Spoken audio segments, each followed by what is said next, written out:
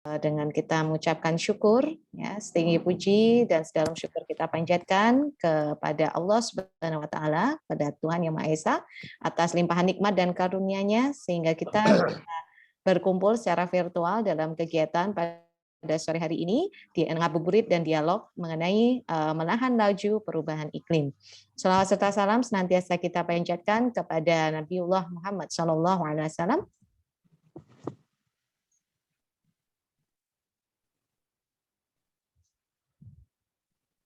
Sepertinya ada yang terpencet. Baik, ya. Alhamdulillahirrahmanirrahim, Bapak Ibu sekalian, pada sore hari ini kita nanti akan menyimak bersama, kita akan berdialog bersama berkaitan tentang sebetulnya tidak lagi menjadi sebuah isu, tetapi ini adalah sebuah kenyataan yang terjadi semakin hari, gitu ya, Bapak Ibu. Ya, perubahan iklim semakin hari semakin nyata, gitu ya. Dampak yang diakibatkan dengan adanya perubahan iklim ini pun betul-betul kita rasakan. Sejumlah fenomena alam ekstrim, gitu ya, terjadi akibat perubahan iklim ini.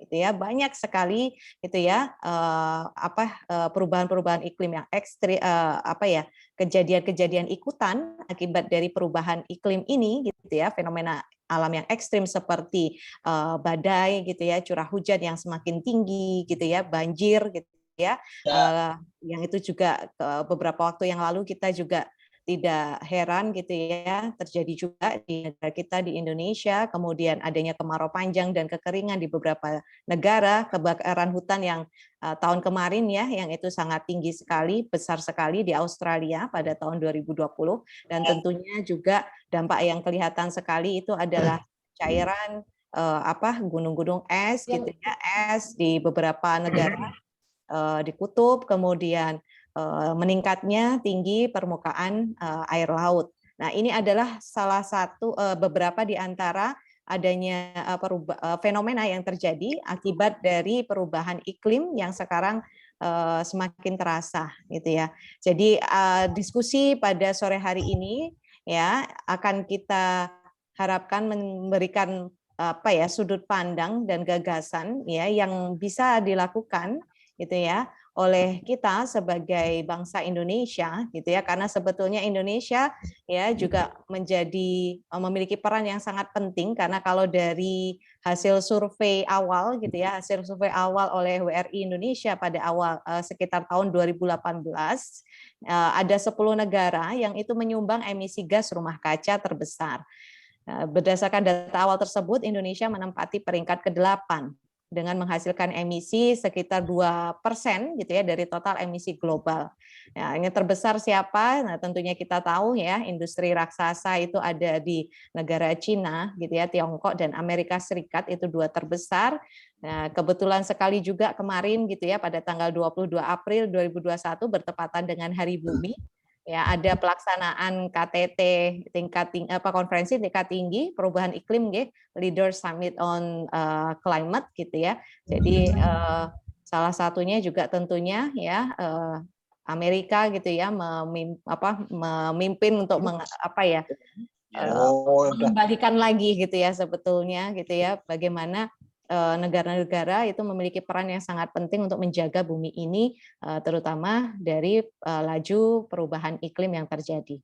Nah, insya Allah pada sore hari ini, gitu ya, kita akan dibersamai oleh para pakar di bidangnya dan para orang yang memang ahli di bidangnya, gitu ya, mengenai yang akan menyampaikan gagasan mengenai laju perubahan iklim. Insya Allah nanti akan diawali dulu oleh arahan dari Pak Hamim, Pak Dr. Hamim Zarkasi Putro dari UIN Sunan Jaga, kemudian arahan dari Bapak Wiwoho, pemimpin umum Panji Masyarakat, kemudian nanti akan langsung diikuti oleh pemaparan gagasan dari Profesor M. Baikuni, ya, beliau adalah tentu kita tahu guru besar geografi dari Universitas Gadjah Mada, kemudian juga pemaparan gagasan oleh Profesor Khairil Anwar, guru besar ilmu kimia dari Universitas Gadjah Mada, dan kemudian nanti juga akan dibersamai oleh Bapak Anies Baswedan selaku Gubernur DKI Jakarta yang tentunya juga sebagai ibu kota ya ibu kota Republik Indonesia yang itu juga termasuk memiliki sumbangan yang sangat penting dalam menahan laju perubahan iklim, dan kemudian akan ditutup dengan doa oleh Pak Muhammad Zuhairi dari Universitas Ahmad Dahlan. Supaya tidak berpanjang lagi, karena waktu kita cukup singkat untuk kita bisa berdiskusi dan berdialog, gitu ya, mendengarkan paparan dari para ahli, kita akan mendengarkan dulu, menyimak bersama arahan dari Bapak Dr. Hamim Zarkasih Putro. Saya persilahkan. Assalamualaikum. Waalaikumsalam warahmatullahi wabarakatuh. Mic-nya mati Pak Hamim. Mic-nya kabelnya putus Pak Hamim, disambung Pak. Ini sepertinya oleh host itu termute otomatis semua sebentar. Udah, monggo Pak Hamim. Alhamdulillahirabbil alamin, assalatu wassalamu ala anbiya'i wal mursalin. Yang terhormat Bapak Anies Baswedan BSD, Gubernur DKI Jakarta. Yang kami hormati Pak B. Winoto, Pemimpin Umum Panji Masyarakat, Prof. Baikuni, Prof. Hairil Anwar, Mas Zuhairi, Pak Untoro, Mbak Hasirah, Prof. Armaiti, dan juga Pak Samsudin, Pak Dadang, dan Bapak Ibu yang lain. Sebagaimana kita ketahui bersama bahwa Gubernur DKI Jakarta, Pak Anies Baswedan BSD, beberapa waktu yang lalu menyampaikan sejumlah gagasan terkait perubahan iklim dalam dialog bersama Sekretaris Jenderal Perserikatan Bangsa-Bangsa, Antonio Guterres, yang secara garis besar Pak Gubernur menyampaikan ada 3 usulan untuk PBB dalam membantu kota-kota di dunia mengatasi dampak dari perubahan iklim ini.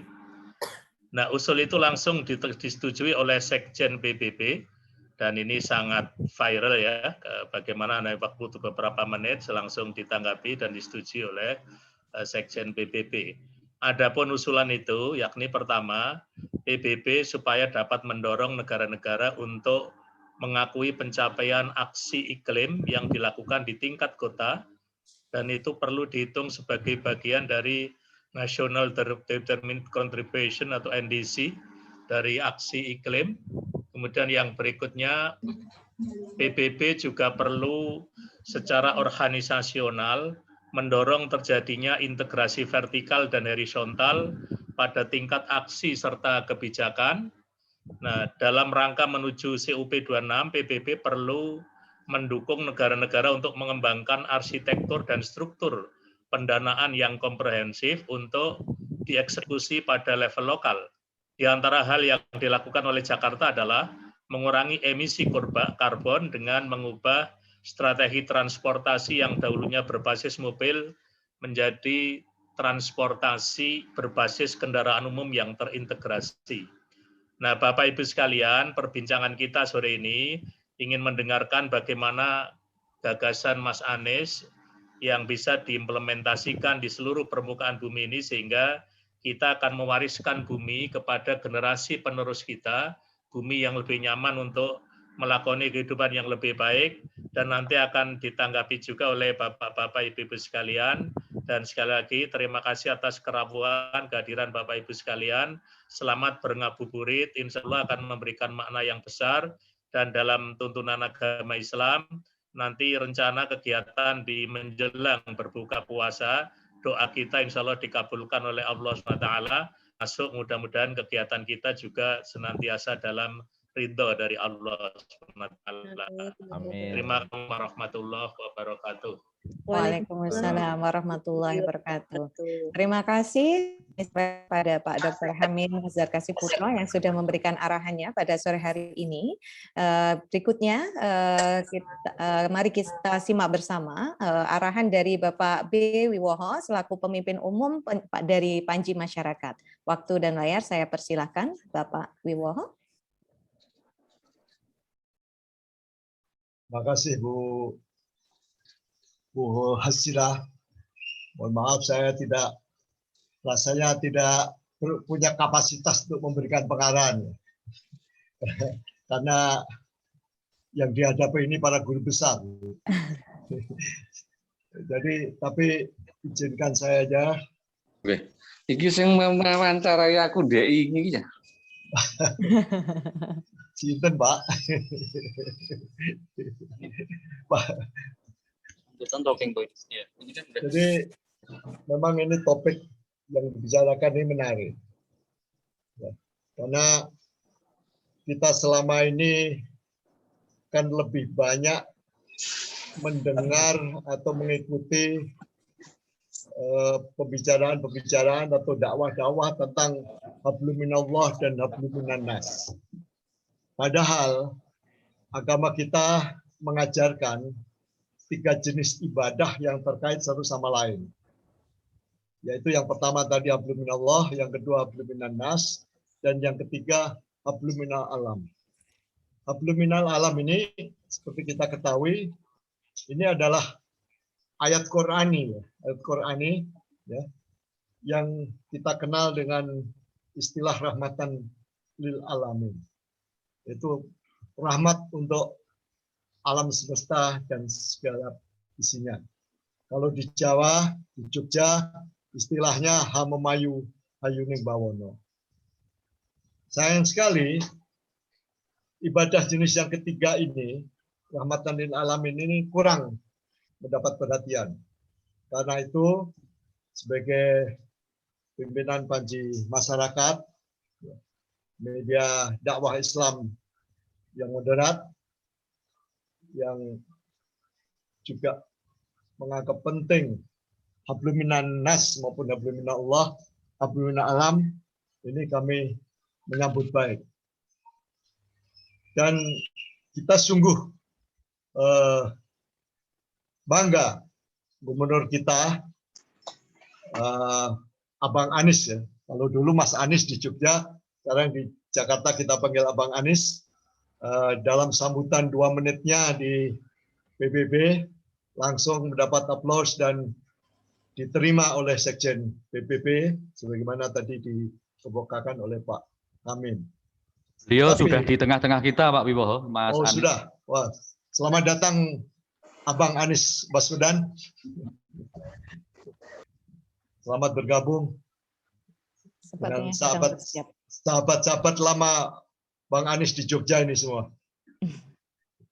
Jadi perubahan iklim ini memang sangat penting tadi Bu Hasira mengemukakan. Kita selama ini sangat menganaktirikan ya, dakwah tentang rahmatan lil alamin ataupun tentang hablum minal alam ini.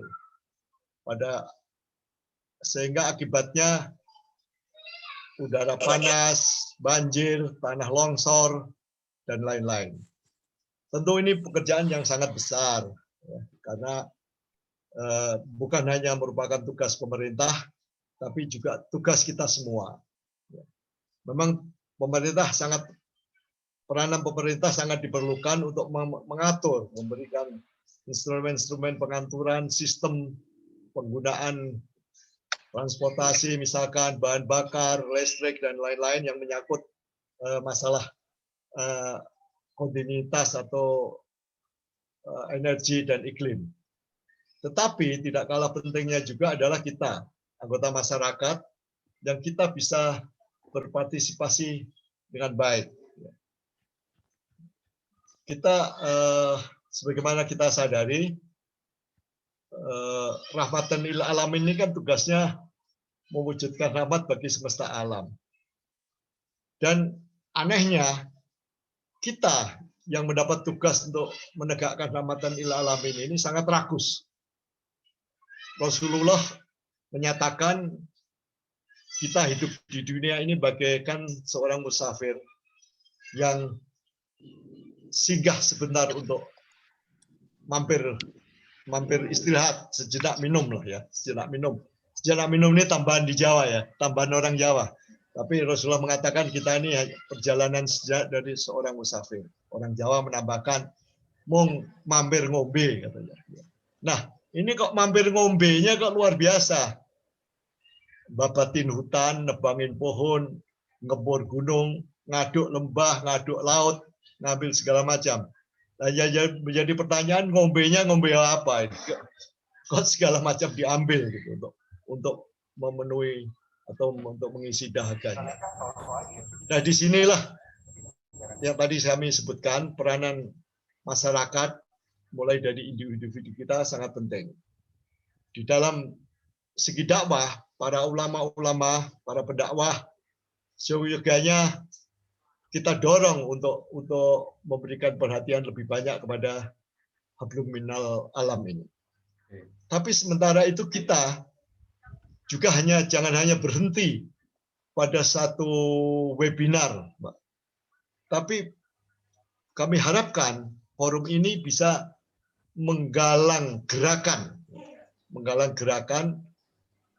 masyarakat, gerakan nasional untuk melakukan perubahan iklim secara komprehensif dan integral, mulai dari pemerintah, anggota masyarakat, dan lain-lain.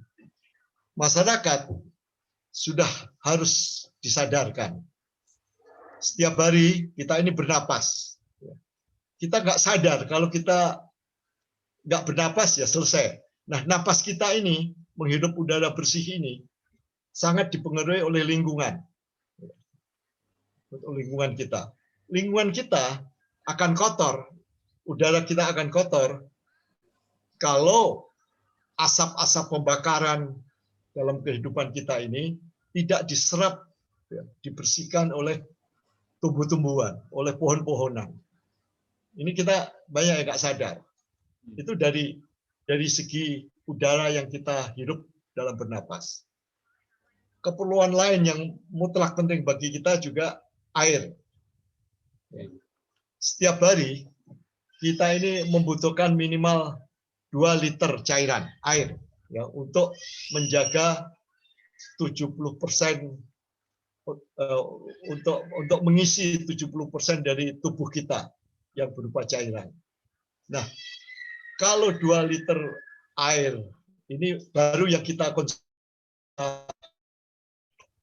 Kalau untuk keperluan hidup sehari-hari kita, menurut Ditjen Cipta Karya, kita itu membutuhkan 100 sampai 150 liter air sehari, ya, untuk berwudu, untuk mandi, untuk mencuci, dan lain-lain. Kalau kita ambil saja rata-rata kita konsumsi atau kita perlukan 100 liter air sehari per orang, maka setahun kita membutuhkan per orang 36.000 liter air minimal. Nah, air ini, ya, saya prihatin dengan lingkungan tempat tinggal saya di Depok. Waktu saya membangun rumah yang saya tinggali sekarang, sekeliling saya itu masih kebun semua. Itu tahun 92. Tidak sampai 10 tahun, kebun ini sudah berubah menjadi rumah-rumah kontrakan yang padat sama sekali, yang tidak menyisakan halaman sama sekali, ya, untuk penyerapan air tanah. Tidak menyisakan pepohonan sama sekali. Ya. Nah, saya nggak habis pikir, di samping karena ketentuan tata bangunannya tidak ditegakkan, juga kesadaran masyarakatnya tidak ada. Nah, disinilah menurut saya peranan kita bersama bisa menggalang kesadaran masyarakat untuk menyadari pentingnya menjaga lingkungan. Air, udara, dan itu semua tergantung pada pepohonan. Cukup banyak, panjang lebar saya pernah menulis mengenai ini, mengenai manfaat pohon-pohonan ini di masyarakat. Tapi saya kira karena yang saya hadapi para guru besar dengan menyampaikan pokok-pokok masalah aja, saya yakin sudah paham semua. Intinya, saya tidak ingin berpanjang lebar, Pak Gubernur dan para guru besar sekalian yang saya hormati, marilah kita dukung apa yang sudah dilemparkan oleh Pak Anies, ya, di PBB, dan saya lihat dalam beberapa hari ini banyak tulisan, termasuk di Kompas hari ini, banyak tulisan di WA juga, semua seminggu, nggak sampai seminggu setelah Pak Anies bicara, banyak orang yang bicara tentang bagaimana mencapai karbon 0%. Nggih. bagaimana menjaga perubahan iklim. Jadi Pak Anies banyak ditanggapi oleh masyarakat. Ya. Syukur. Walaupun sebagian juga nadanya tidak terima kalau Pak Anies yang maju, tapi nggak apa-apa. Yang penting semua orang terpacu untuk bicara mengenai bagaimana menjaga iklim ini untuk kehidupan kita sebaik-baiknya. Yang kami harapkan Pak Anies, Bapak Ibu sekalian, dan saya yakin Islamic Study Forum ini bisa menjadi inti, bisa mempelopori gerakan, ya, gerakan nasional untuk menahan laju perubahan iklim. Itu yang saya harapkan. Terima kasih sekali lagi Bu Hasirah. Ya, mudah-mudahan Allah meridhoi, memberkahi webinar di bulan puasa yang mungkin hari ke-17 ya kita ini ya. Oke, Bapak. Wah, hari yang luar biasa. Ke-17 kita memperingati Nuzulul Quran dengan apa? Dengan membahas ayat berapa itu ya tentang rahmatan alam Al-Anbiya ya, Al-Anbiya 107 kalau nggak salah yang dibicarakan tentang rahmatan lil alamin. Sekali lagi terima kasih. Wassalamualaikum warahmatullahi wabarakatuh. Waalaikumsalam warahmatullahi wabarakatuh. Terima kasih Pak Wiwoho untuk penyampaiannya. Baik Bapak Ibu sekalian, tidak berpanjang waktu lagi, kita akan melanjutkan pada sesi berikutnya, yakni sesi pemaparan gagasan berkaitan tentang menahan laju perubahan iklim yang akan disampaikan dulu diawali oleh Profesor Dr. M. Baikuni MA, Guru Besar Geografi Universitas Gadjah Mada. Saya persilakan Bapak untuk waktunya dan layar 10 menit ya Bapak. Terima kasih. Baik, terima kasih.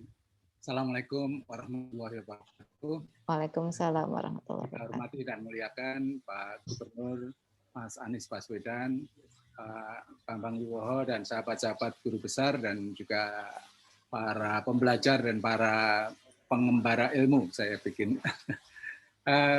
Ya, saya menyiapkan satu PowerPoint, tapi kalau memang ini disable nggak apa-apa, saya akan menyampaikan gagasan bahwa dari perubahan-perubahan dalam revolusi industri. Sudah bisa kok Pak Prof. Sudah kalau bisa. Misalnya mau Prof.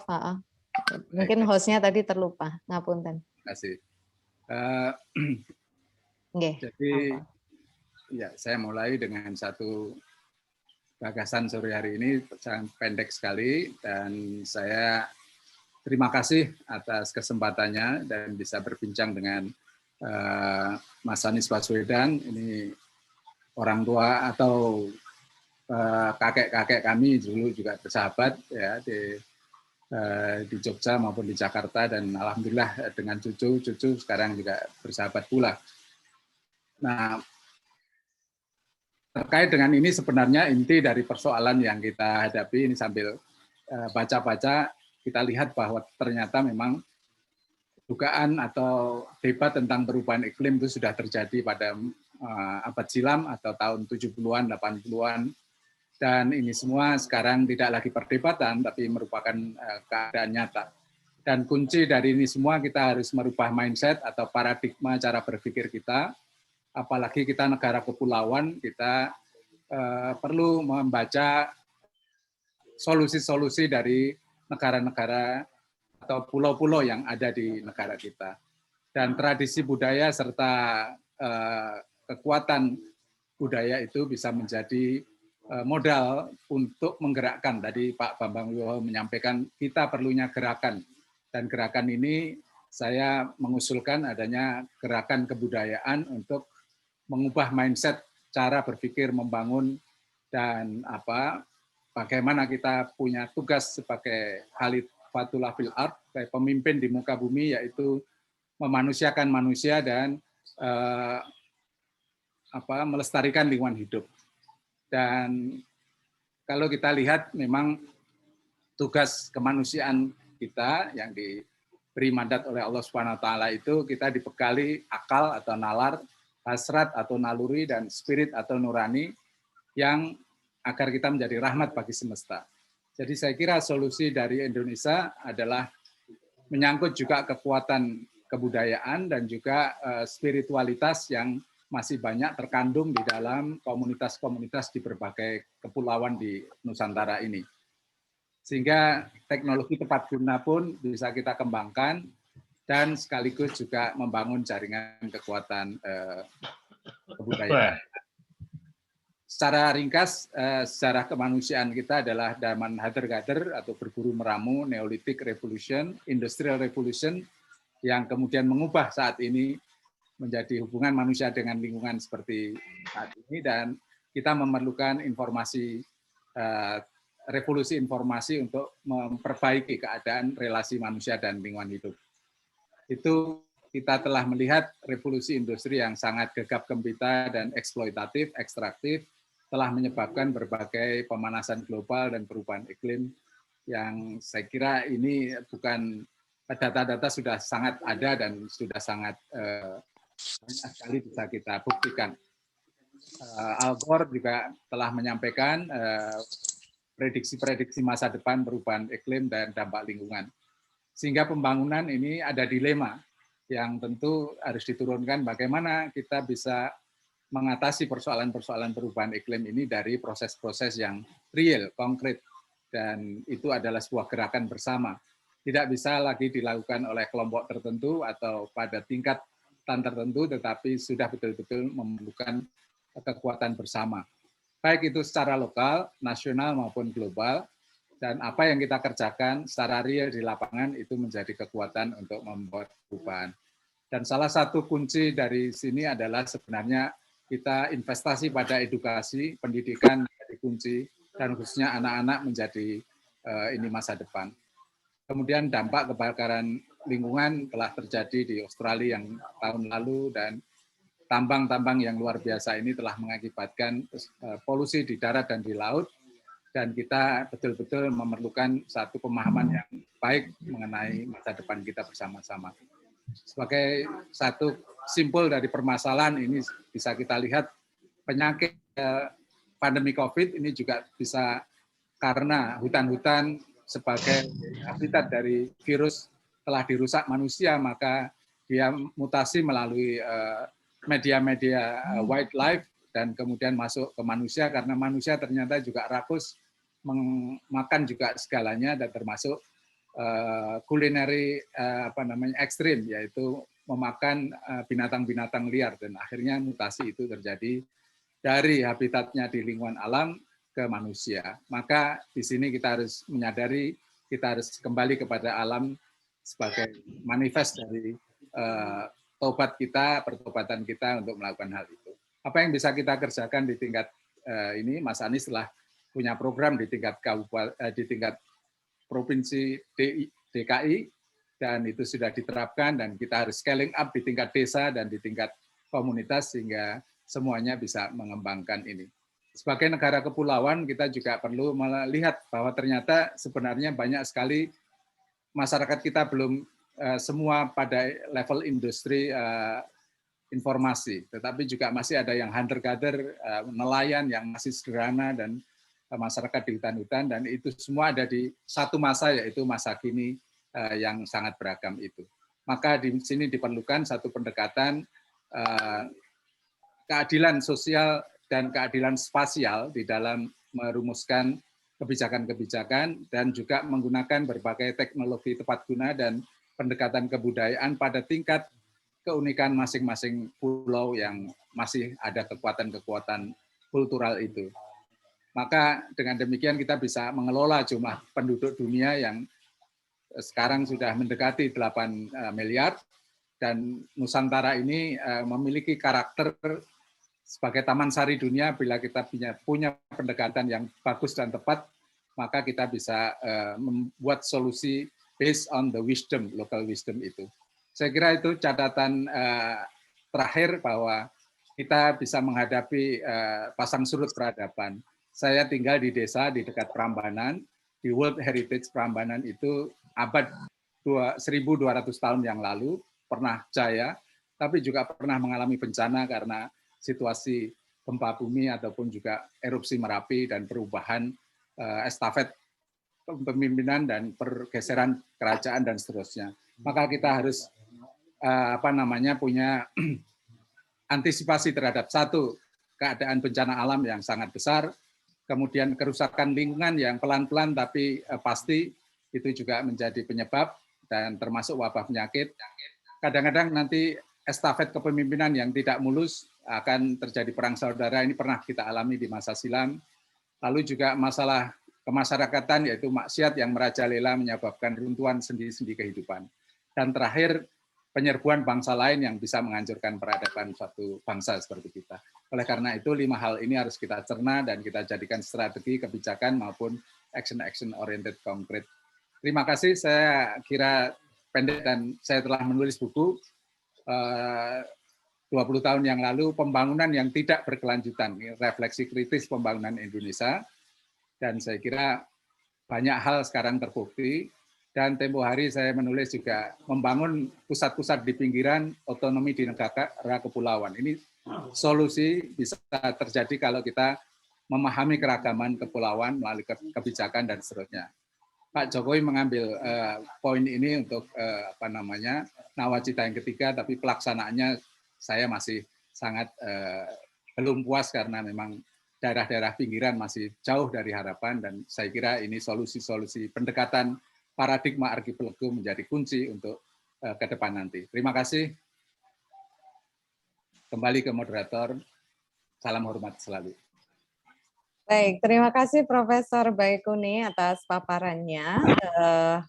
Membuka mata kita, Bapak Ibu sekalian, bahwa memang betul kerusakan alam itu sudah jelas nyata. Jadi memang langkah-langkah seperti apa sih yang sebenarnya bisa kita lakukan bersama? Kalau tadi kata Prof. Baikuni, mungkin kita akan menyimak nanti berikutnya gitu, dari Bapak Anies Baswedan mengenai langkah-langkah konkret yang sudah dilakukan gitu ya, yang di tingkatan Pak Anies lakukan di Jakarta, yang kalau perlu ya memang seharusnya gitu ya kita scale up ya, kita tingkatkan untuk di level-level sampai daerah-daerah yang kecil gitu ya, di desa-desa itu juga demikian.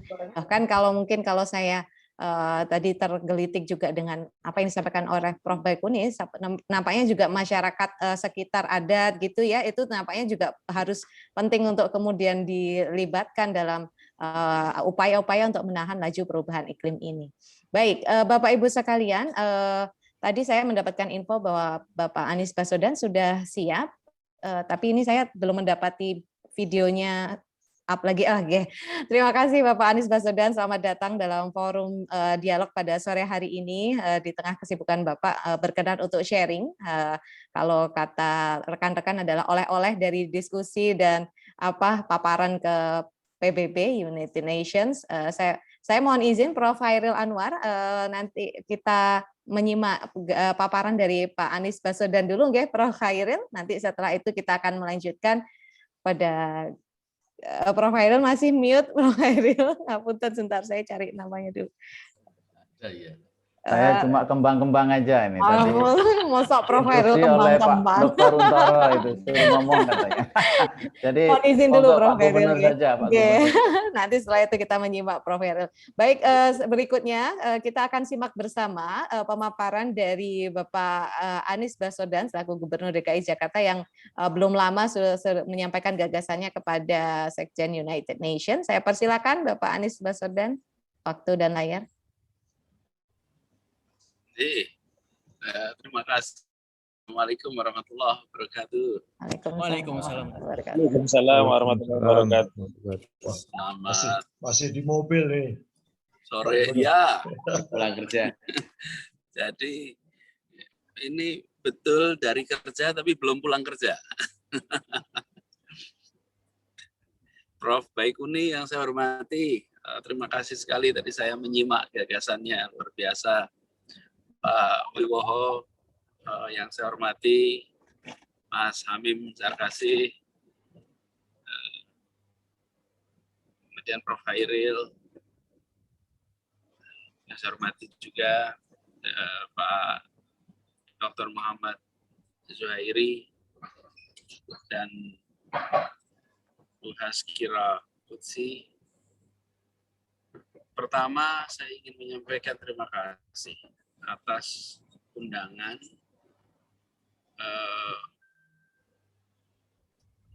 untuk ngobrol dialog pada sore hari ini,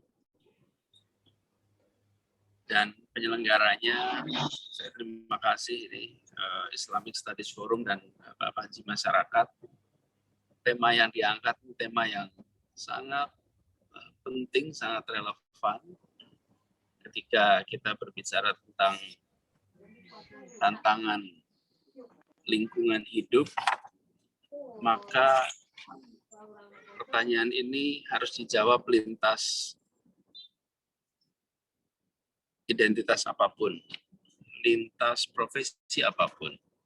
Karenanya, izinkan dalam kesempatan ini saya menyampaikan terima kasih karena umat telah ikut memikirkan dan mencoba memberikan kontribusi. Karena salah satu hal utama yang harus kita garis bawahi adalah biasanya percakapan-percakapan di umat adalah mengenai umat itu sendiri. Umat dalam artian di sini umat Islam.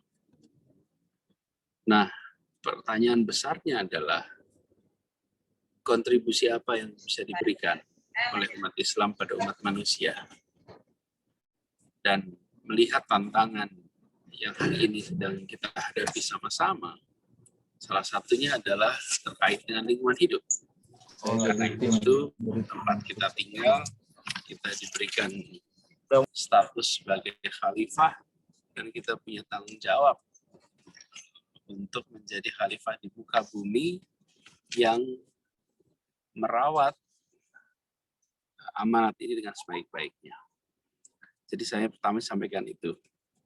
Kemudian yang berikutnya adalah terkait dengan tema ini sendiri.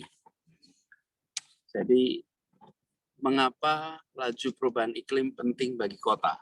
Karena kebetulan saya sedang mengelola kota saat ini bersama dengan tim di Pemprov DKI.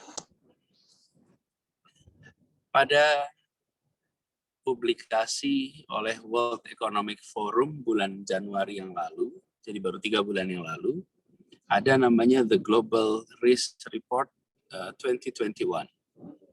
Pada publikasi itu ada satu hal yang cukup menarik dan penting untuk diresapi bersama. Ini kutipan. Dengan adanya pandemi COVID-19 dan perubahan iklim ini telah mengancam terhambatnya kemajuan yang telah dilakukan bertahun-tahun dalam rangka upaya mengurangi kemiskinan dan kesenjangan, serta semakin melemahkan kohesi sosial dan kerjasama global.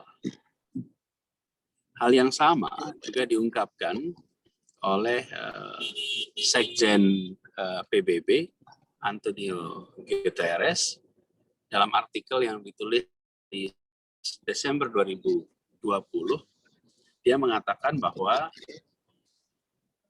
netralitas emisi pada tahun 2050 merupakan misi terpenting bagi seluruh bangsa. Oleh karenanya, pemerintah nasional dan pemerintah daerah harus bersama-sama meningkatkan ketahanan kota dalam menghadapi dampak perubahan iklim, terutama bagi masyarakat yang rentan. Nah, ini dua faktor yang punya relevansi dengan percakapan kita pada sore hari ini.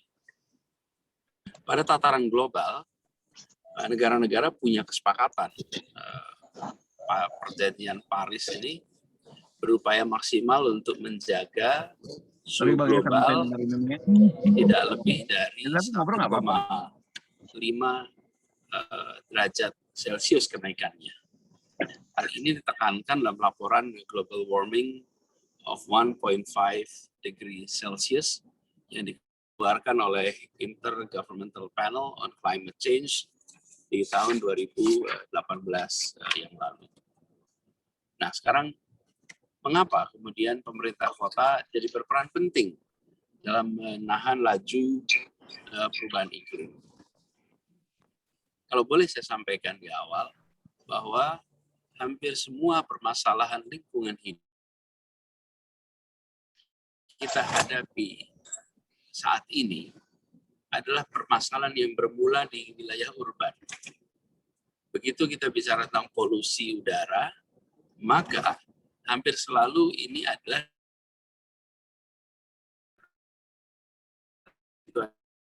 transportasi dan dengan emisi seperti ini umumnya terjadi di perkotaan. Jadi pemerintah kota ini punya tugas tidak mengendalikan dampak perubahan iklim saja, tapi juga memastikan upaya-upaya menahan laju perubahan iklim itu dapat dilakukan secara efektif dan efisien. Tujuannya apa? Ya, tujuannya untuk mencapai target-target yang sudah disepakati secara global itu. Ini berdasarkan pada argumen bahwa kota ini makin dominan di dunia. Berdasarkan data PBB, jumlah penduduk yang tinggal di perkotaan itu mengalami peningkatan. Saat ini, 55% dari penduduk dunia itu tinggal di perkotaan. Dan diproyeksikan tahun 2050 akan menjadi 68% tinggal di perkotaan. Di Indonesia, batas 50% itu terlampaui tahun 2009. Sejak 2009, jumlah penduduk perkotaan lebih banyak daripada penduduk pedesaan. Jadi dengan kondisi itu, maka kota menjadi tempat yang amat penting dalam percakapan tentang climate change, tentang penyelamatan lingkungan. Nah, Jakarta punya komitmen untuk menjadi kota yang berketahanan iklim. Jadi, Jakarta berusaha semaksimal mungkin mengurangi emisi gas rumah kaca sekaligus meningkatkan ketahanan sistem kota serta kemampuan masyarakat dalam beradaptasi menghadapi dampak perubahan iklim ini. Nah, apa saja kemudian yang dikerjakan oleh Jakarta? Jadi dalam kesempatan ini, untuk mewujudkan komitmen itu, Jakarta membuat langkah aksi yang konkret. Jadi ini sebenarnya prosesnya sudah dimulai sejak 2012.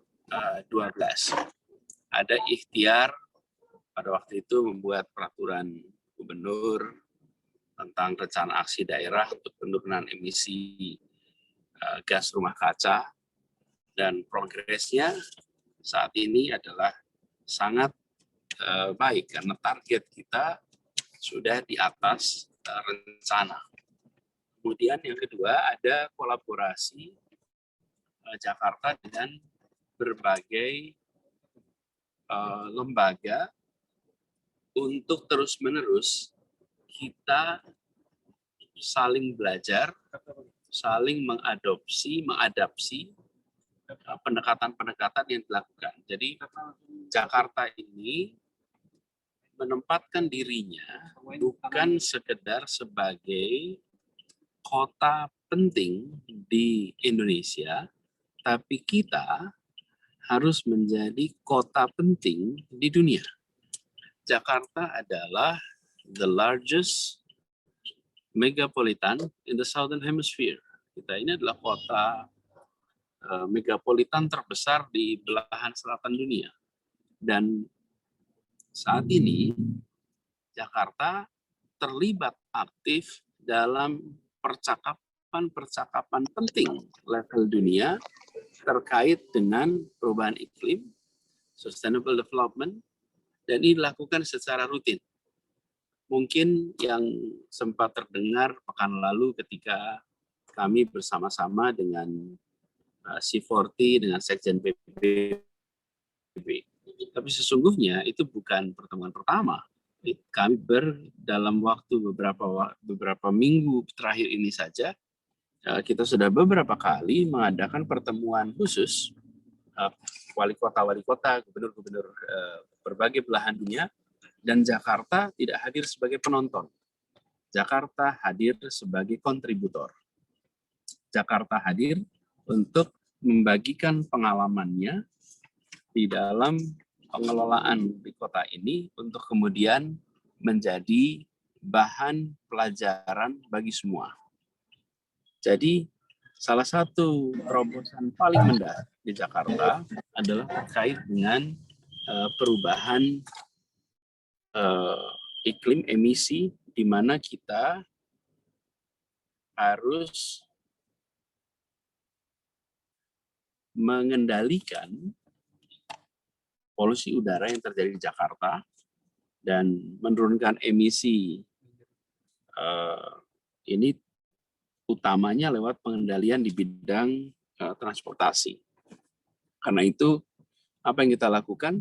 Membangun transportasi umum massal secara serius, dan ini ditunjukkan dengan kita membangun yang disebut dengan sistem Jaklingko, di mana transportasi umum massal di Jakarta ini terintegrasi. Kata kuncinya adalah integrasi. Begitu kita menggunakan pendekatan itu, di Jakarta ini 2016 jumlah penumpang per hari, daily ridership, kendaraan umum itu sekitar 350-an ribu.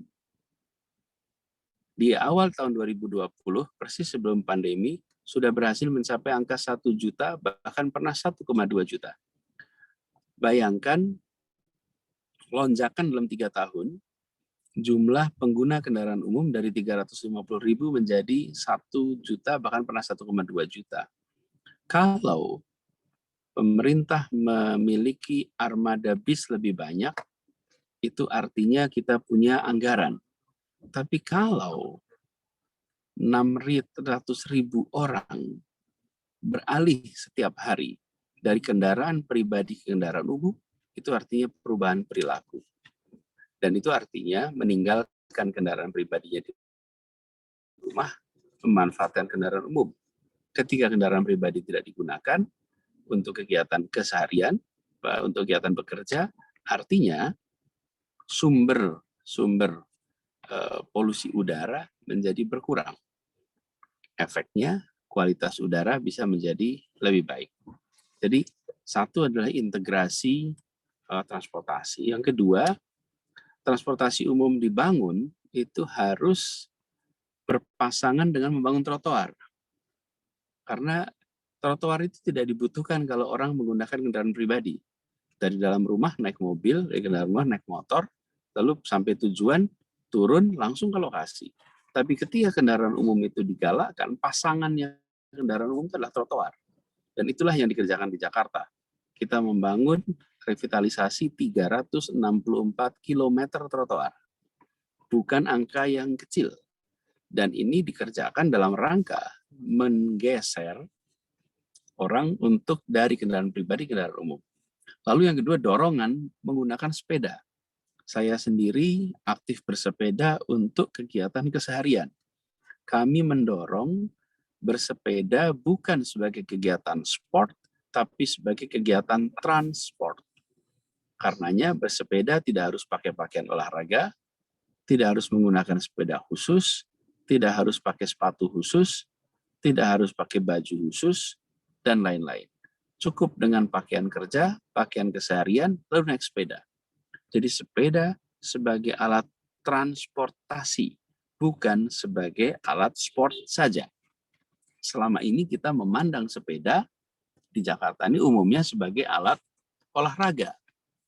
Jadi kita ubah. Kemudian kita bangun ada 52 titik bike sharing.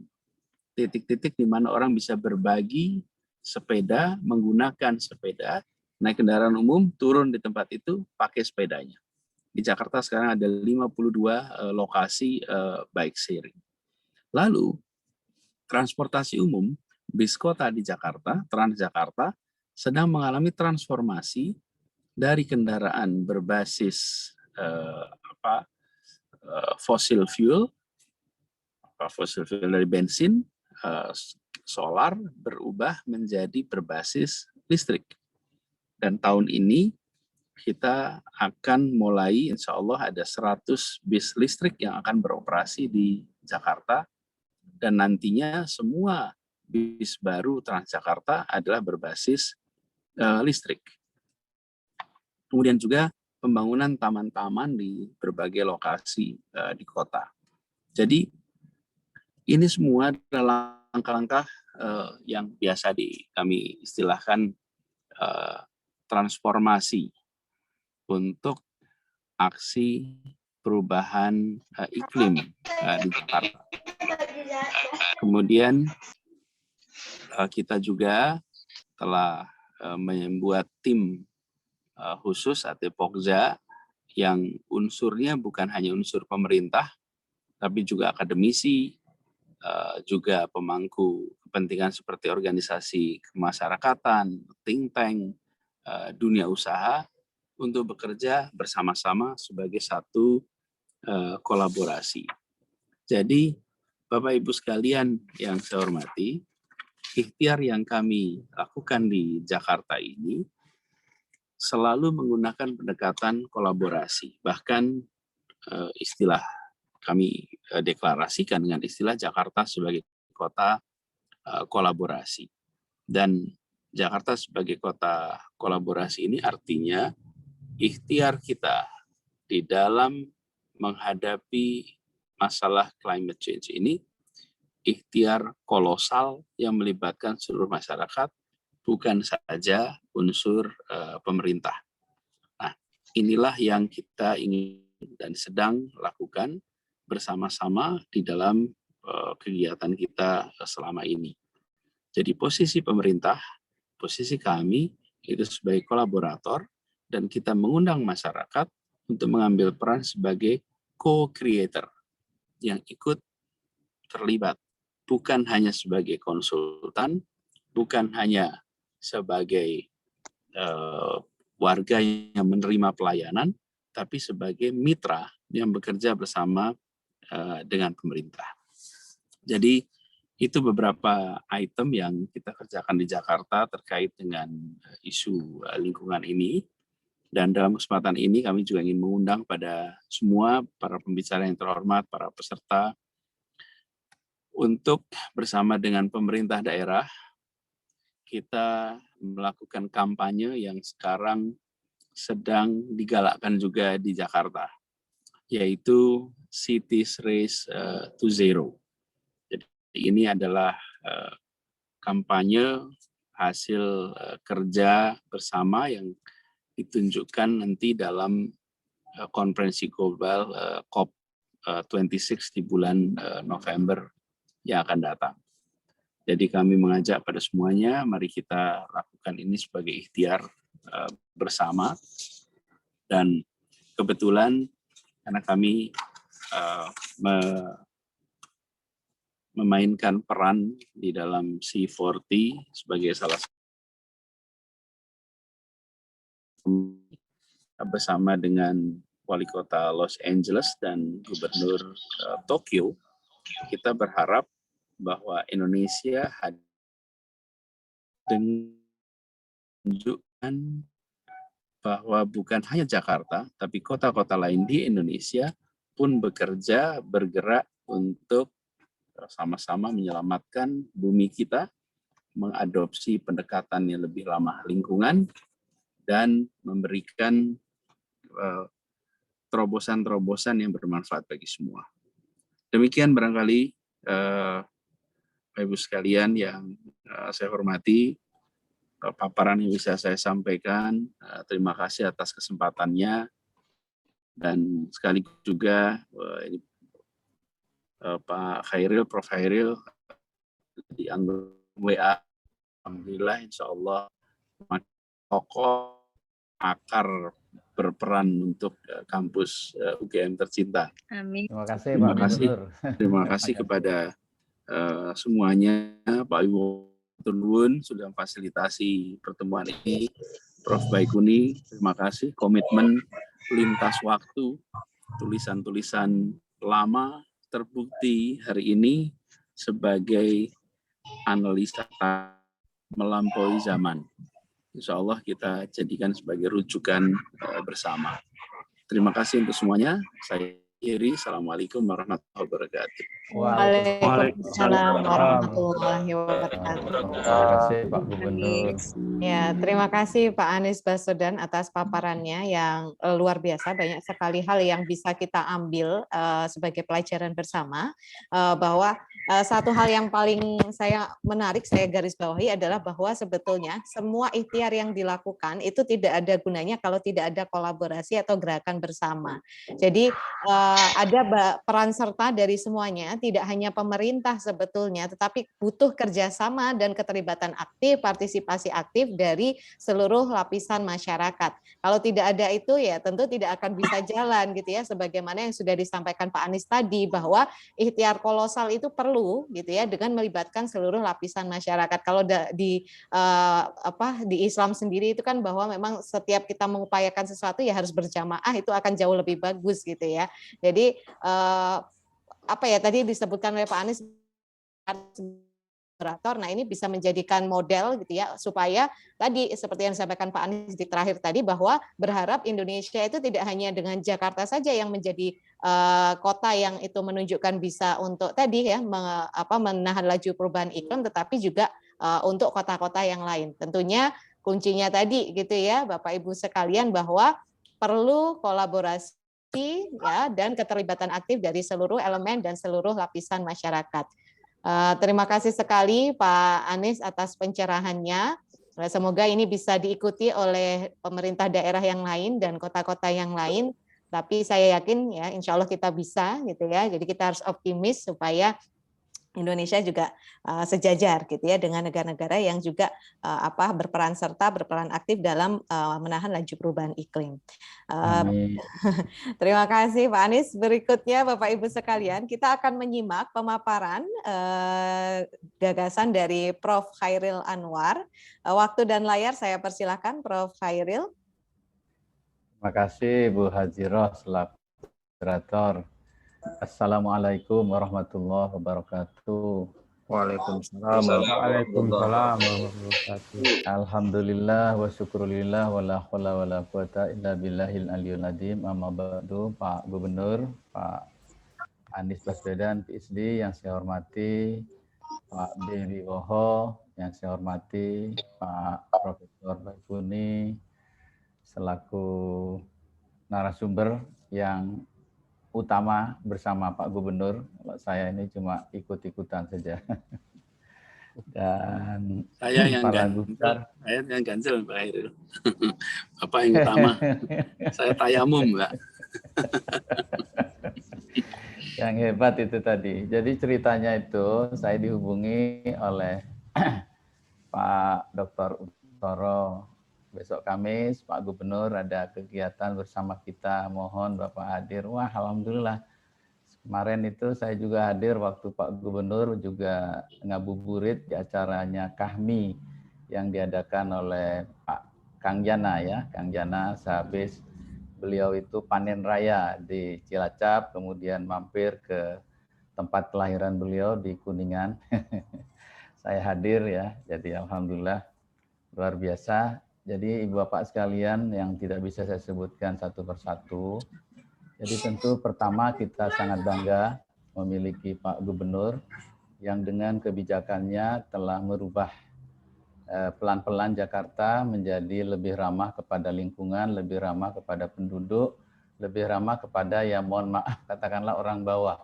Karena rata-rata yang tadi disebutkan oleh Pak Gubernur itu yang pakai sepeda, itu kan rata-rata orang bawah. Jadi saya masih ingat ketika belajar di Belanda, itu orang Belanda jumlahnya katakanlah sekitar 23 juta, itu setiap orang itu memiliki sepeda. Dan persis seperti disampaikan oleh Pak Gubernur, di Belanda itu orang pakai jas, para guru besar itu naik sepeda itu biasa. Jadi sepeda itu adalah kendaraan harian yang yang memang harus digunakan gitu. Itu sebabnya kenapa kalau bisa dibilang Mekahnya orang naik sepeda itu, harap juga suatu saat Jakarta bisa menjadi Mekahnya ya para penyepeda ya, tidak sekadar untuk olahraga tapi memang menjadi harian. Saya kira suatu prestasi yang sangat membanggakan. Nah, cuma begini Pak Gubernur, sedikit komentar saja. Yang selalu saya khawatir di negara kita ini, kebijakan-kebijakan yang bagus yang telah diletakkan oleh para katakanlah pemimpin sebelumnya, seringkali kalau ada pemimpin baru itu banyak diganti-ganti gitu. Sehingga yang sudah bagus itu kemudian menjadi kurang bagus lagi. Nah, baik Ibu Bapak sekalian, para hadirin yang berbahagia, saya bukan ahli lingkungan, tapi senang membaca lingkungan. Beberapa saat yang lalu saya kebetulan mengikuti salah satu wawancara Pak Emil Salim. Beliau itu cerita bagaimana beliau itu ditunjuk oleh Pak Harto jadi Menteri KLH. Kalau nggak salah yang pertama apa ya, Pak Profesor Emil Salim, yang saat ini usia beliau itu sudah 90 tahun. Mungkin 90 tahun lebih. Beliau di dalam sebuah acara seminar besar, ya semacam pertemuan pemimpin-pemimpin dunia, itu termasuk agak galak. Dalam pengertian, beliau mengatakan, saya di Indonesia itu membolehkan orang, ya dalam tanda petik, menggunakan kayu bakar. Tujuannya apa? Tujuannya karena saat ini orang-orang Indonesia itu banyak yang miskin. Dan mereka menggunakan kayu sebagai kayu bakar bukan untuk komersial, tetapi untuk kebutuhan sehari-hari. Jadi karena itu dengan tegas mengatakan di dalam forum itu Pak Emil yang agak berbeda trennya dibandingkan dengan pemimpin dunia kala itu yang memang sedang tren di dalam menjaga lingkungan. Nah kemudian kata Pak Emil sesudah acara atau di tengah-tengah acara sesudah beliau menyampaikan itu, beliau diminta untuk makan bersama dengan almarhum Perdana Menteri India Indira Gandhi, disampaikan. Nah sesudah itu beliau merasa, oh ternyata apa yang saya sampaikan itu sebenarnya antara supaya lifting the poverty, supaya orang-orang miskin itu bisa naik posisinya dengan menjaga lingkungan itu tidak bertentangan. Nah jadi Ibu Bapak, para pemirsa yang saya muliakan, jadi sebenarnya kalau sedikit kita kembali kepada sejarah, itu kita menggunakan beberapa kata kunci dalam kaitan dengan lingkungan ini. Yang pertama itu adalah pangan, yang kedua itu adalah energi, yang ketiga itu adalah lingkungan, yang keempat itu penduduk, yang kelima itu ekonomi, dan yang keenam itu kebijakan. Nah kebijakan ini ada kaitannya dengan kepemimpinan. Jadi itulah yang kita lihat bagaimana Pak Gubernur tadi menceritakan dengan sangat bagus apa hal-hal yang harus dilakukan dalam konteks menjaga lingkungan ini. Jadi yang pertama kita masih ingat beberapa puluh tahun yang lalu ada sebuah klub elit di dunia itu yang bernama Club of Rome. Jadi di situ berkumpul para pemikir-pemikir yang untuk melihat katakanlah sambil berbicara tentang masa depan dunia. Nah ketika itu ada isu yang disebut dengan prediksi Malthus. Malthus adalah kalau nggak salah ekonom Inggris ya, yang mengatakan waktu itu bahwa jumlah penduduk dunia itu seperti deret ukur. Sementara pangan itu seperti deret hitung. Artinya apa? Kalau kondisi semacam ini dibiarkan terus, ya menurut Malthus itu, maka akan terjadi mungkin perang karena kekurangan pangan ya. Nah karena itu maka ada kebijakan yang dilakukan, ya. Dua kebijakan besar yang dilakukan dari para orang-orang pemikir ketika itu. Yang satu adalah disebut dengan Green Revolution, revolusi hijau. Artinya supaya pangan itu mencukupi, maka harus ada revolusi pertanian. Nah, bagaimana pertanian itu bisa direvolusi? Revolusi itu melalui dua hal. Yang pertama itu melalui pemupukan. maka diperkenakanlah fertilizer atau pupuk. Dan yang kedua, menghilangkan hama, maka kemudian diperkenakanlah apa yang disebut dengan pestisida.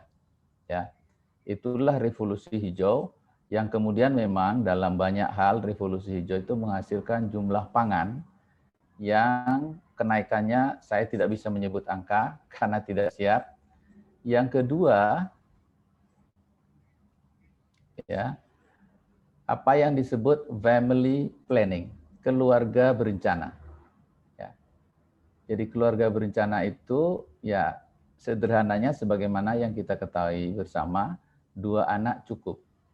Jadi bagaimana jumlah penduduk di dunia itu jangan sampai seperti deret ukur, cepat sekali ya. Nanti tidak bisa diikuti oleh kecepatan laju pangan itu.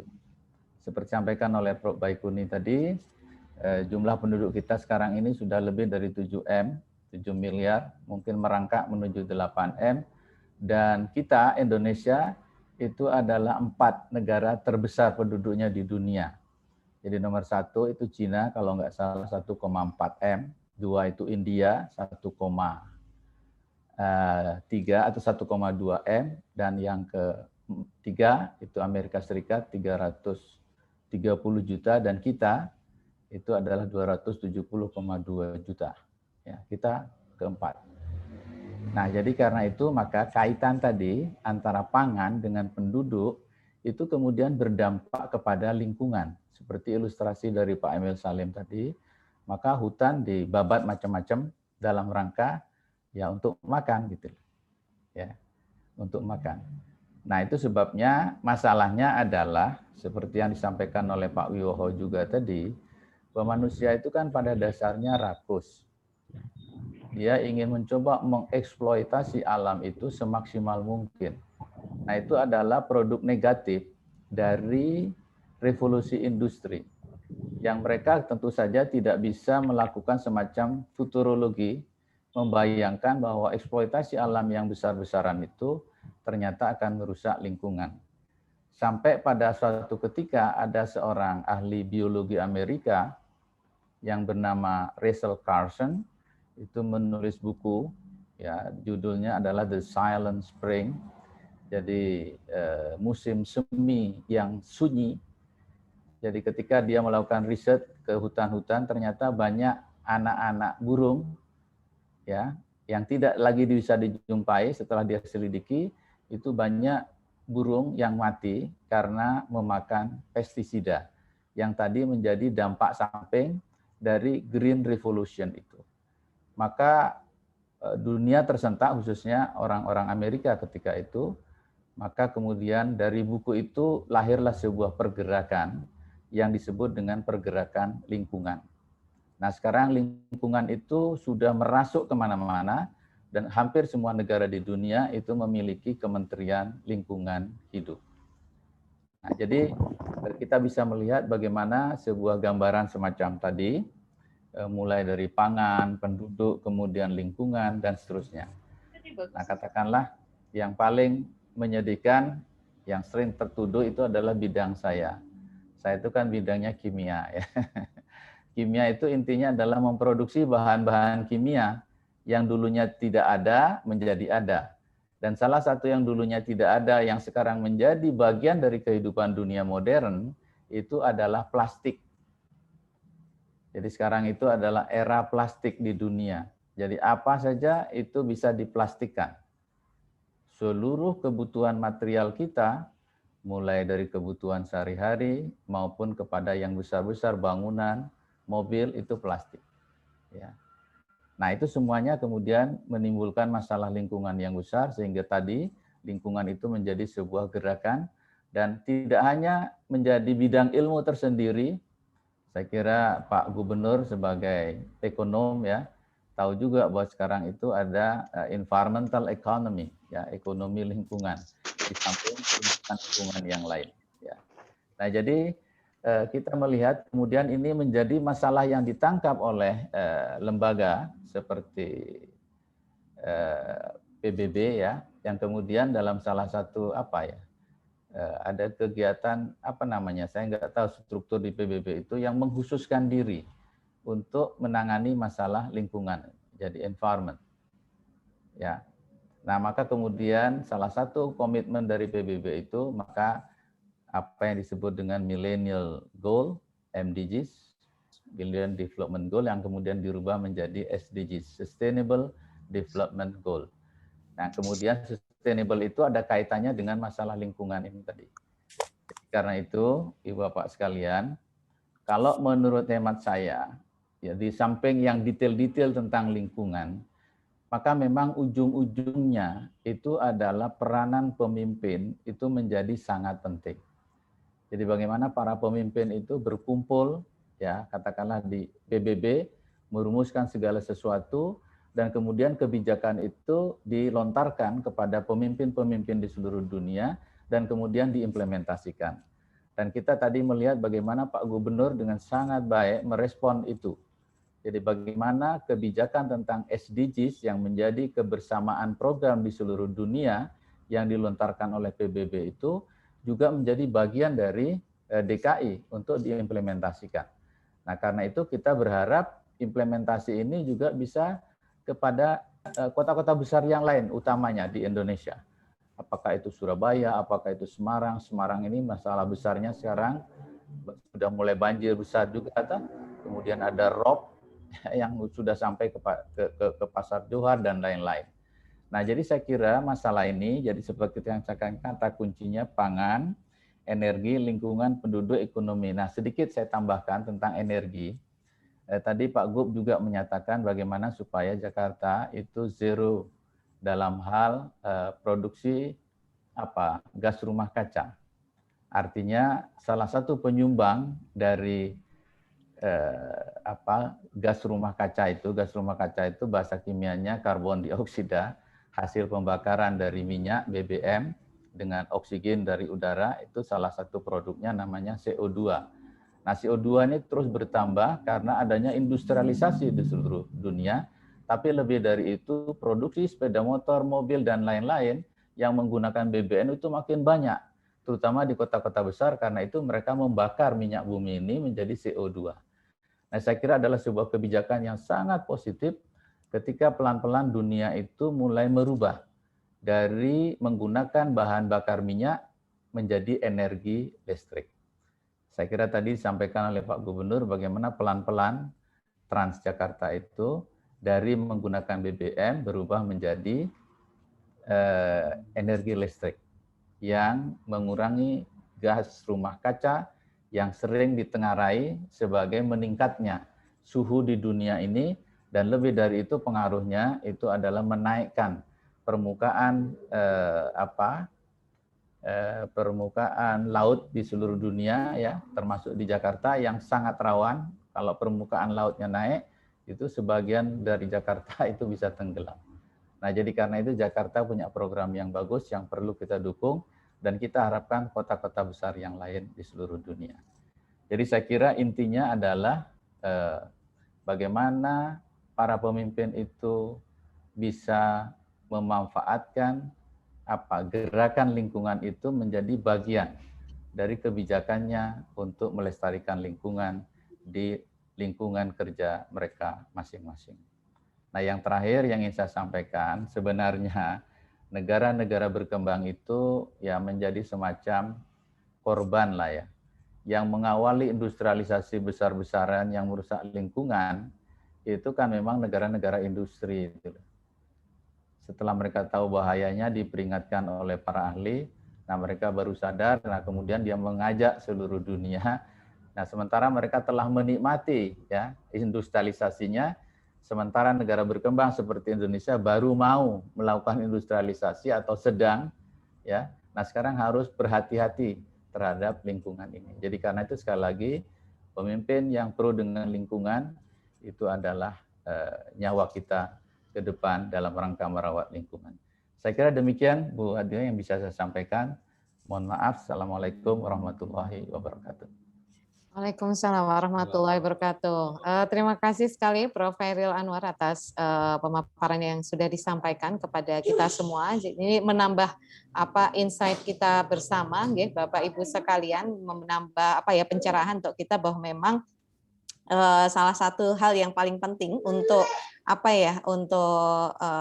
diskusi kita ini berkaitan dengan menahan laju perubahan iklim ini adalah bagaimana pemimpin ini tadi ya, yang itu betul-betul memiliki gerakan gitu ya, kebijakan maupun program yang itu mendukung untuk ketahanan iklim gitu ya. Jadi termasuk ya tadi kalau disampaikan oleh Prof. Hairil Anwar bahwa dari berbagai aspek gitu ya, aspek kebijakan dari pangan, kemudian energi, kemudian ekonomi gitu ya, itu saling berkaitan erat untuk ya tadi itu menjaga ketahanan iklim bersama. Jadi sekali lagi sebenarnya memang kata kuncinya itu adalah bersama-sama gitu. Jadi tidak bisa hanya salah satu pihak gitu ya, hanya mungkin dari pemerintah saja juga tidak bisa, dari pemimpin saja tidak bisa, tapi juga dari kita sebagai masyarakat, sebagai bangsa yang juga ini menempati bumi ini gitu ya, itu tidak bisa ya artinya bekerja sendiri atau diam saja, tetapi kita harus terlibat aktif untuk ikut berkolaborasi dalam gerakan-gerakan yang harapannya itu bisa untuk menciptakan gitu ya ketahanan dalam konteks untuk itu tadi menahan laju perubahan iklim supaya tidak semakin parah gitu ya. Kalau tadi disampaikan oleh Prof. Hairil Anwar juga termasuk salah satunya yang kena imbasnya itu tadi industri dari kimia gitu ya, berkaitan dengan plastik gitu, apa-apa semua diplastikin. Nah, itu saya juga dari tadi berpikir ya di level rumah tangga aja kita apa-apa plastik juga gitu kan, apa-apa bungkus apa pakai plastik. Nah, ini hal yang mungkin nampaknya sepele, kecil, tetapi ternyata sangat penting sekali. Beberapa waktu yang lalu saya melihat tayangan dari BBC News Indonesia mengenai eksplorasi Palung Mariana di Filipina gitu ya, bahwa ternyata di palung yang terdalam di dunia itu ternyata selain ditemukan ya tentu makhluk hidup laut yang paling terdalam, juga ada plastik. Nah, ini yang buat saya mikir, ya Allah, sampai plastik yang sebenarnya biasanya ngapung aja sampai bisa di dalam dasar itu yang kita nggak tahu itu sudah sampai berapa lama. Jadi memang sekali lagi Bapak Ibu sekalian bahwa hal ini menjadi sangat penting untuk kita menjadi fokus gitu ya dalam konteks kehidupan kita, karena sekali lagi bahwa bumi ini adalah bukan untuk kita saja, tetapi juga untuk anak cucu cicit kita dan keturunan kita nantinya. Maka menjadi tanggung jawab kita bersama untuk kita jaga bersama. Bapak Ibu sekalian, berkaitan dengan waktu yang sudah mendekati, kalau di Jogja itu waktu berbuka pada pukul 5:30, jadi nggak nyampe sekitar 10 menit lagi. Jadi setelah ini kita akan, saya ucapkan sebelumnya, saya ucapkan terima kasih sekali lagi kepada para narasumber, dan mulai dari Pak Dr. Hamim Zarkasi, kemudian Pak Bambang Wiwoho, kemudian Prof. Baikuni, tentunya tadi Pak Gubernur Pak Anies Baswedan, dan kemudian ditutup oleh Prof. Hairil Anwar yang sangat conclusion gitu ya. Terima kasih sekali. Semoga ini menambah keilmuan kita, pengetahuan kita, dan kesadaran kita bersama. Mohon maaf, mungkin tadi seharusnya kita juga perlu menyimak gitu ya sudut pandang dari Prof. Armaidi dan Mas Bapak. Kalau saya lebih enak menyebutnya Bapak saja, Bapak E.F. Saifullah Fatah gitu ya. Tetapi karena waktu, mungkin insya Allah kita akan mengagendakan dalam diskusi yang pertemuan-pertemuan berikutnya. Baik, berikutnya kita akan beranjak pada sesi terakhir, yakni doa dan penutup. Saya persilakan kepada Bapak Dr. Muhammad Zuhairi, mohon maaf, kepada Bapak Dr. Zuhairi, saya persilakan. Bismillahirrahmanirrahim. Terima kasih Mbak Hazirah, kepada Profesor, para pembicara. Marilah kita sejenak menundukkan kepala kita, mohon kepada Allah SWT agar kita semuanya mendapatkan ampunan, dan kita semuanya mendapatkan bimbingan, dan dijauhkan daripada sifat tamak dan juga rakus. Dan semoga apa yang menjadi hajat kita semuanya diberikan kenajihan ataupun keberhasilan, dan diberikan kelancaran dalam menjalankan berbagai aktivitas, dan yang terakhir yaitu kita sehat walafiat, umur kita menjadi umur yang berkah.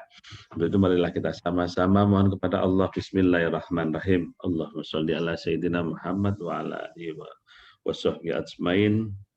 Allah ya Rahman ya Rahim. Puji syukur kami panjatkan kehadirat-Mu atas segala nikmat dan karunia-Mu. Sehingga pada sore hari ini kami bisa berkumpul, bersilaturahmi, dan belajar lewat Zoom ini tentang global warming atau perubahan iklim. Ya Allah, Ya Rahman, Ya Allah, Ya Alim, tunjukkanlah kepada kami bahwa yang benar itu memang adanya benar, dan berikanlah kepada kami juga kemampuan untuk menegakkan, menjaga bumi ini dengan penuh kesyukuran, dengan penuh kehikmatan, serta tunjukkanlah kepada kami bahwa yang salah memang salah adanya, dan berikanlah kemampuan kepada kami untuk menghindarinya. Ya Allah, Ya Hakim, bebani kami melainkan sesuai dengan kemampuan kami, ya Allah. Jangan hukum kami, ya Allah, jika kami lupa atau bersalah, dan lindungilah kami dari segala musibah, ya Allah. Ya Allah, Ya Muhyi, kami berlindung kepadamu, ya Allah, dari rasa sedih dan duka, dan kami berlindung kepadamu dari rasa lemas dan malas, dan kami berlindung kepadamu, ya Allah, dari rasa takut, rasa rakus dan tamak, ya Allah, dan kami berlindung kepadamu dari kesalahan yang telanjur kami lakukan, ya Allah. Ya Allah, Ya Wali, berikanlah kami kesehatan, ya Allah. Berikanlah kami umur panjang, ya Allah, yang manfaat, ya Allah. Berikanlah kami kekuatan, serta lindungilah kami dari tangan-tangan manusia yang rakus dan tamak, ya Allah. Sehingga kami dapat menjalankan seluruh amanah yang diembankan kepada kami dengan baik, ya Allah. Ya Hayyul Ya Qayyum, Allah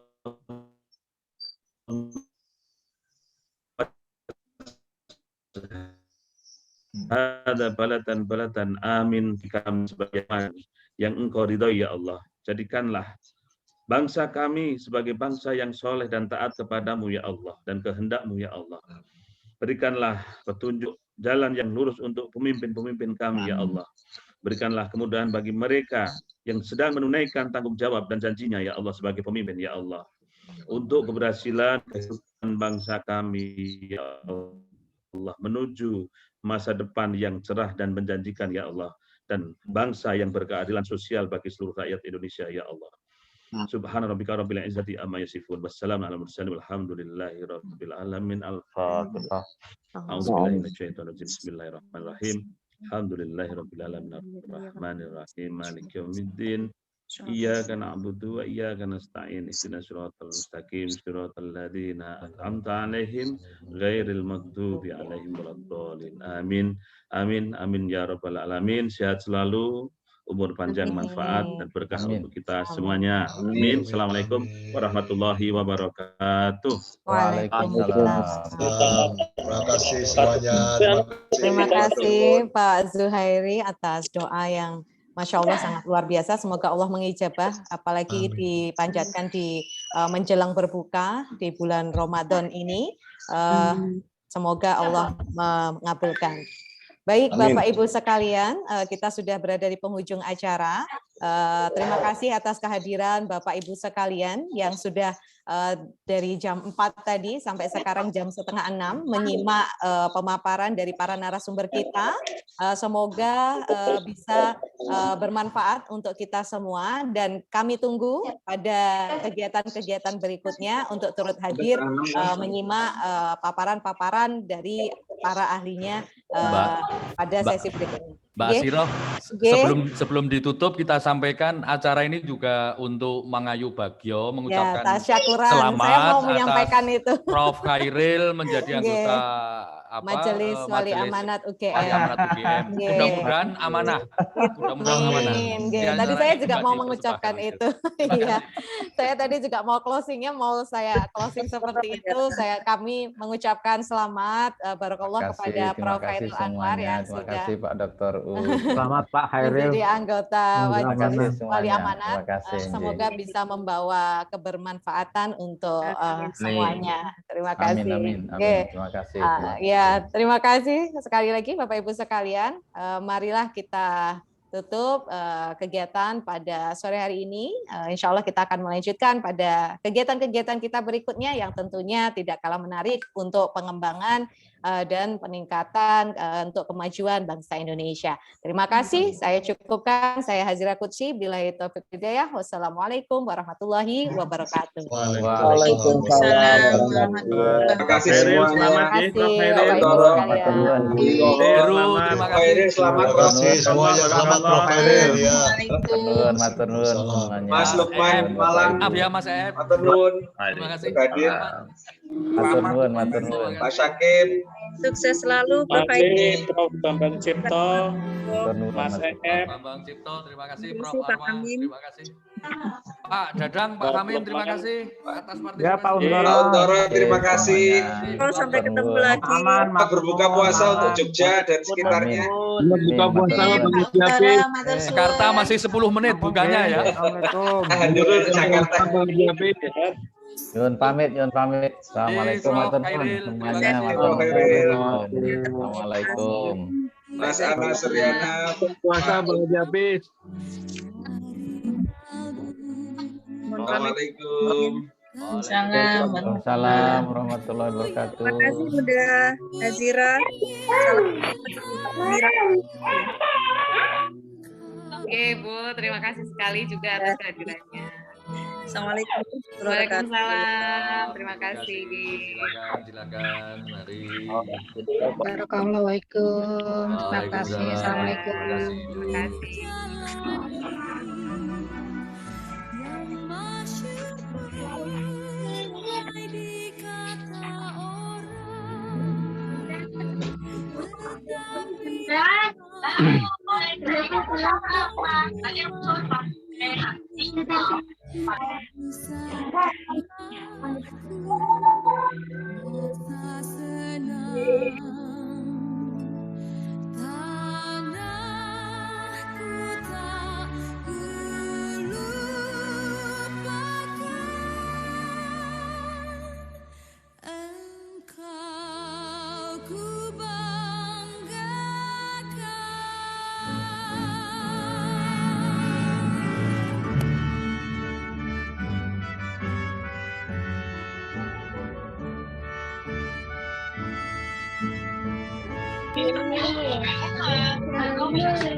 kasih.